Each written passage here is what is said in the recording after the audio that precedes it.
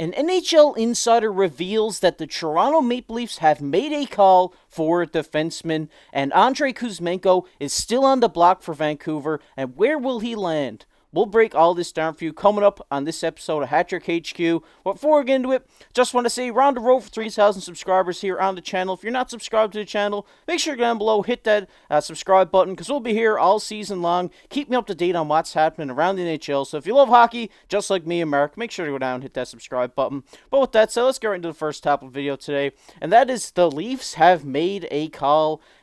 First off, we're just going to talk about Elliot Friedman, what he said on his 32 Thoughts podcast. He said, I'll always say, I think I've said it 40 times this year, Toronto's looking at every defenseman in the league. That's what I keep hearing. If there's any defenseman they like, they're going to try to get him. And this leads into our next report here, which is from David Pagnotta of the NHL Network. He says the Maple Leafs have inquired about right-handed defenseman Sean Walker in Philadelphia. And as we take a look at his report here, he said Walker's situation shifted a little bit after the Jamie Drysdale acquisition in the whole Cutter Gauthier deal. After the move was made, it changed the direction Philly was going with Walker for the immediate future.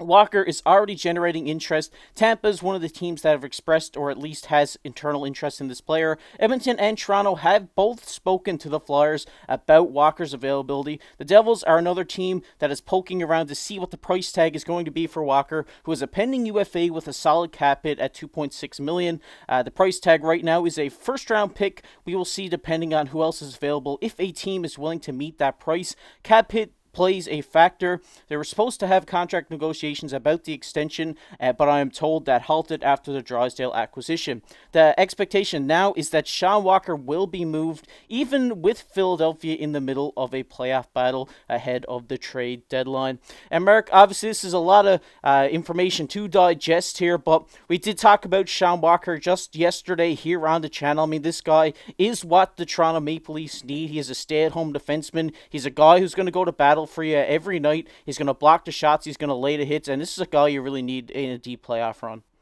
The nice thing about him too is him being a right-handed defenseman. Right now with the Leafs, they have Liljegren and Timmins right now are the only two guys that are right-handed defensemen.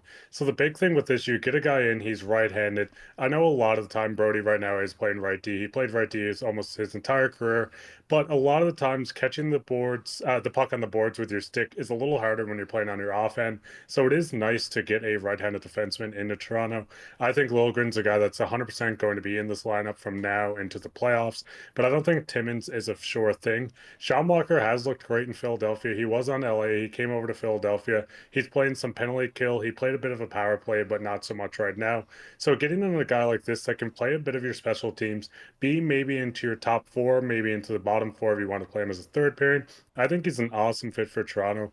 And Elliot Freeman did say that they're looking at so many pieces. I know they looked at Sidorov, Tanev. There's so many defensemen that are out there. I just think a first round pick for Sean Walker with him being a UFA might be a little bit for the Leafs to pay. I know they want to go out and get some guys with term, maybe on cheaper contracts.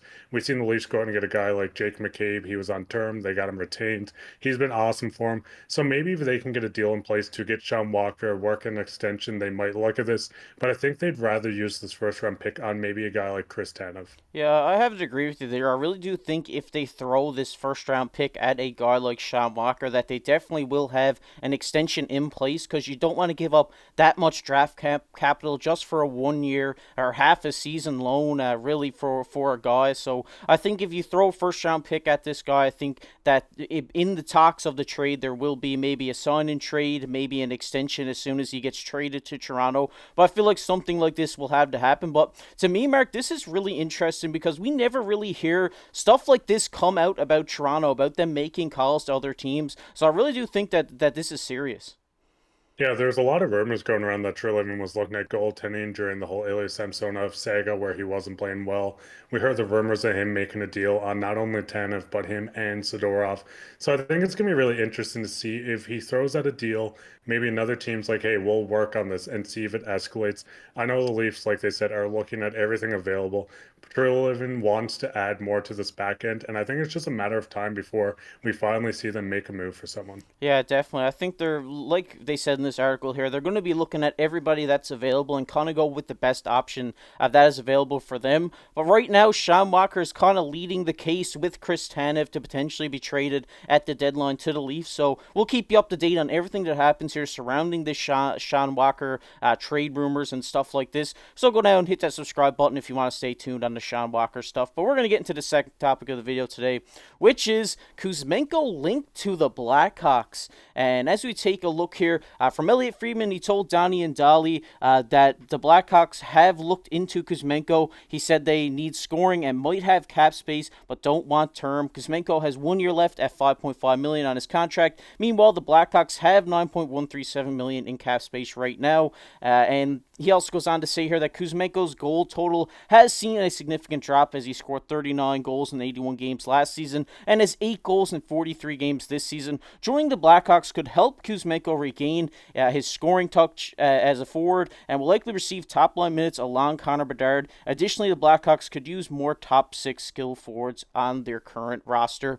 And Mark, this trade kind of rumor from Elliot Friedman kind of really sparks my interest a lot because Kuzmenko has shown that potential to be a potential 40 goal scorer. He almost did it last season with 39 in this league. And if you put this guy up with a young star, a great playmaker in Connor Bedard, I really do think this could revitalize this guy's career.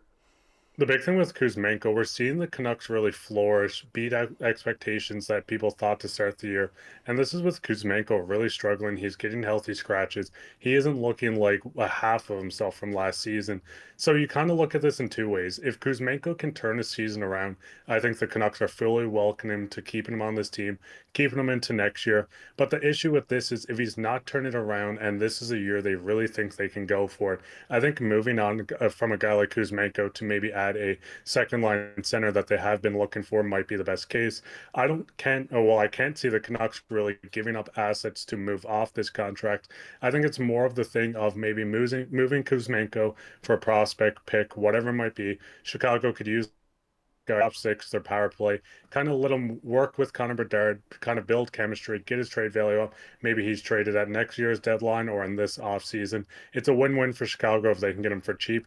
And the Canucks could bring back assets that they could use in a bigger picture. Maybe they want to go get a guy like Elias Lindholm and put him on the second line center.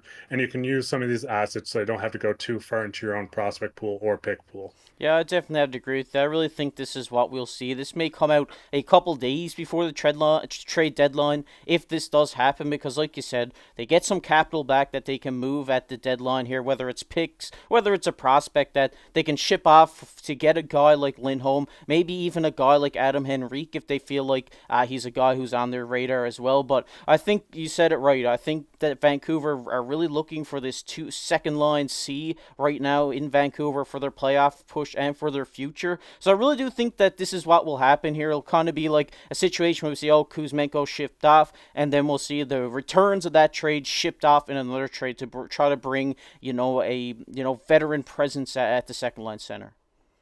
Yeah, the big thing is they just need to fill out the second line center. I mean, the Lotto line looks outstanding.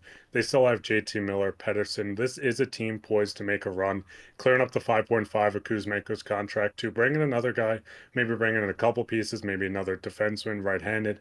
Maybe you ship out Tyler Myers and go for an even bigger trade because you free up so much cap space.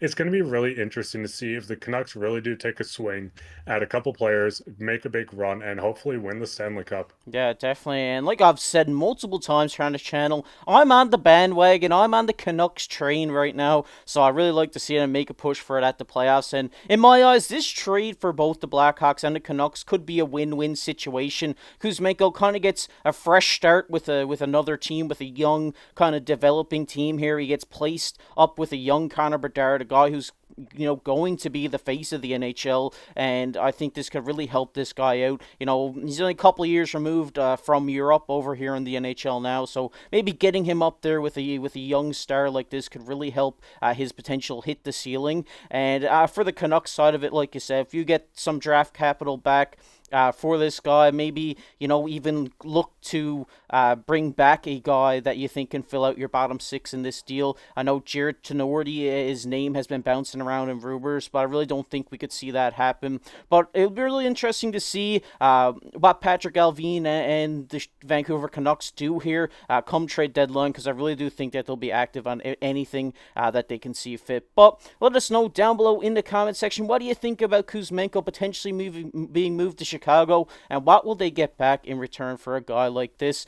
But we're going to get into everybody's favorite topic here on the channel, and that is comment of the day. And the comment of the day today goes to Bosivius, I think is how you say it, but deadly name. He says, as a Yank, your Canadian accent kills me in a good way. I'm a Canucks fan, so I'm hoping to get either Tanev or Monahan. And shout out to you, Bosivius. What a name. I'm going to be saying that in my sleep tonight, but shout out to you for your support on the channel. We love our New Yorkers here on the channel. I'm a Knicks fan, so go Knicks. Sorry if you're a Nets fan, but shout out to you. Thanks for commenting on this video, and thanks for your support. I really hope that the Canucks can find a guy here to fit this 2C for you and make a push at the Stanley Cup. But if you guys enjoyed this video, make sure you go down below, hit that like button, hit that subscribe button. Like I said, we're on the road for 3,000 subscribers. Really love to have you on the road with us. And if you enjoyed the NHL, make sure to check out this video that's popping up on your screen right now. But as always, I've been your host KC, alongside my co-host Mark Pye. Keep your stick on the ice.